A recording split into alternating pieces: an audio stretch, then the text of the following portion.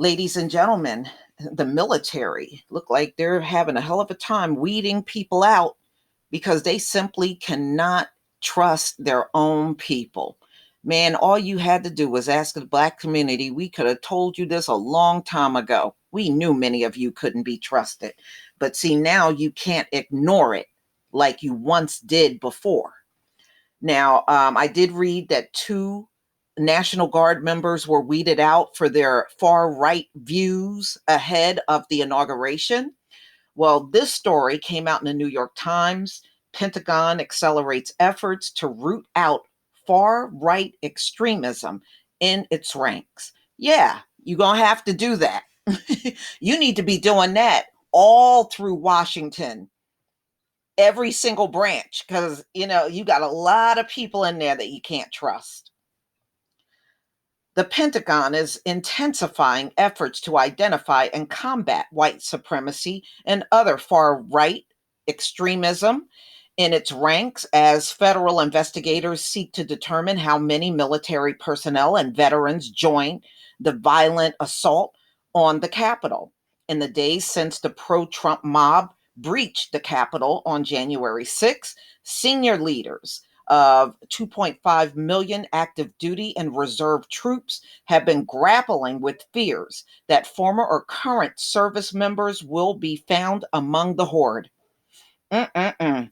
So they're just realizing they got plenty of people within their military branch they simply won't be able to trust.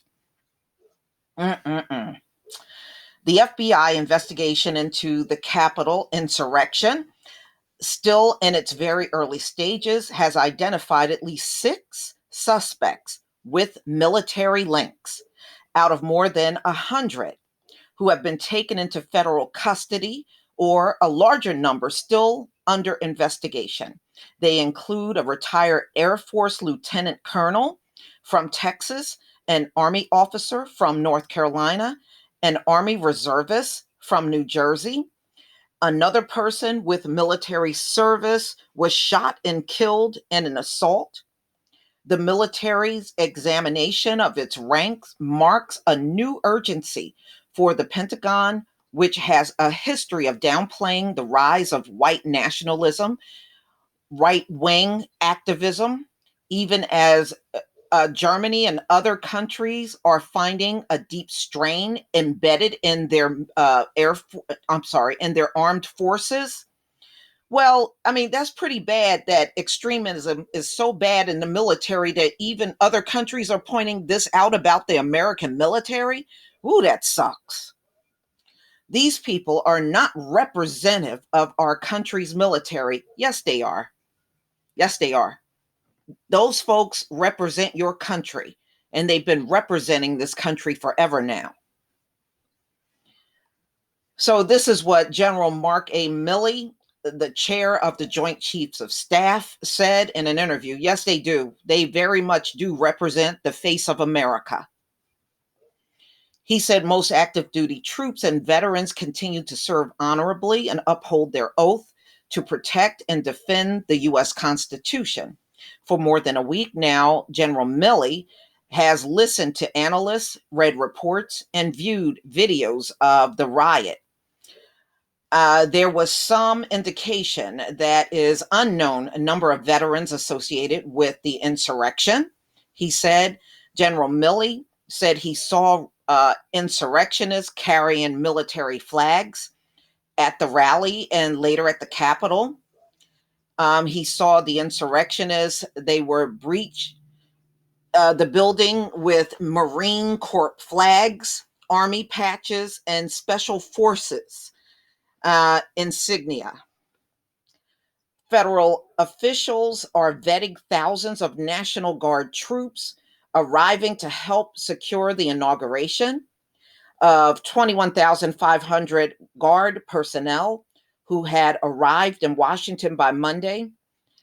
Any who will be near President-elect Joe R. Biden Jr. and Vice President Kamala Harris will receive additional background checks, a standard procedure to counter inside threats that was also taken before the president's inauguration in 2017. Defense Department officials say they are looking to stepping up the monitoring of social media postings from service members in much the way companies do their employees. Y'all should have been started doing that. I don't know what's taking you so long. And it goes into Ashley Babbitt. I'm skipping over that. She's no hero. All right. So social media has led to arrest on Sunday of Donovan Qual, and he's 50 years old, a former U.S. Marine. Jessica Watkins, 38, Army veteran. They both put up photos of themselves dressed in combat gear and saying they breached the U.S. Capitol. Federal agent Timothy Hale, a reservist from New Jersey, is a neo-Nazi and white supremacist, also works with secret clearance at a naval weapons station. Yeah, I heard about that locally, actually. I did hear about that.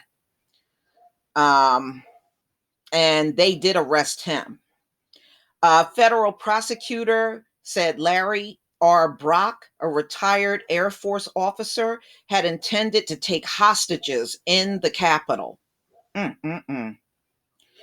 Captain Emily Rainey, an Army officer who told the Associated Press that she had transported 100 people to Washington for Trump's rally, is being investigated by the Army for any connection to the insurrection, according to the military official. Captain Rainey had resigned from her post last year, but was not set to leave until this spring.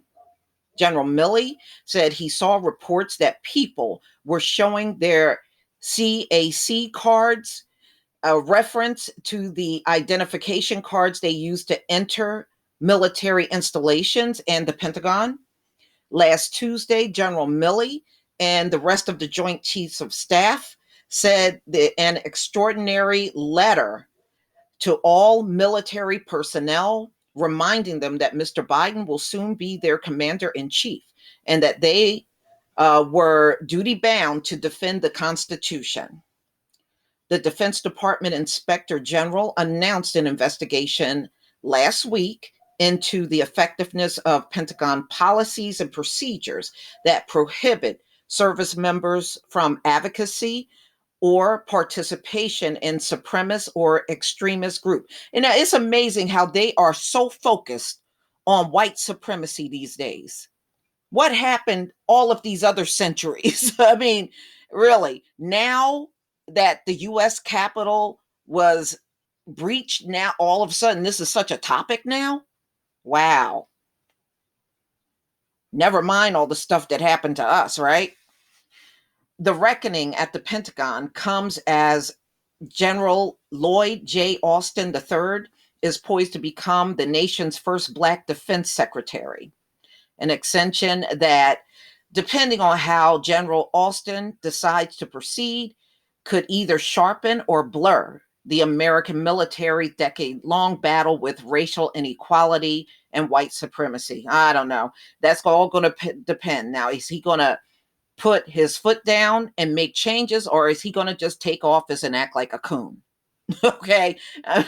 We have seen that way too many times when it comes down to Washington politics. In his 41-year career, the Army, before retiring as a four-star general in 2016, Austin witnessed firsthand before the possibility and the limitations of how the military deal with race.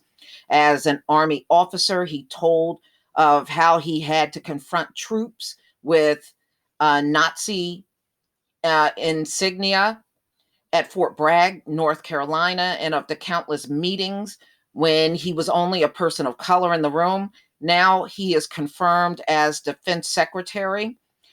He will have to decide if he will confront the far right politics that have heightened during the 4 years under Trump. This needs to be rooted out of our military. Senator Tammy Duckworth, Democrat of Illinois, and an Iraq war veteran, said in an interview last week. General Austin, she said, will be in a unique position to head up that effort. Austin's confirmation hearing begins on Tuesday, and lawmakers will more than likely, of course, he'll get confirmed. And you know that's going to probably come up during his confirmation hearing about how he's going to handle extremism in the military. I'm sure that's going to come up. No doubt about it. So, ladies and gentlemen, please tell me what you think. You know, now there's this heightened concern about white supremacists being infiltrating the military when we know they have been infiltrated in all of law enforcement, all of the military, and every sector in the US. But it's amazing how this one incident now heightens their concerns about it. Wow, came late to that party, didn't they? Please leave your comment and subscribe. Don't forget to hit on the notification bell, and I'll see you on the next video. Peace, family.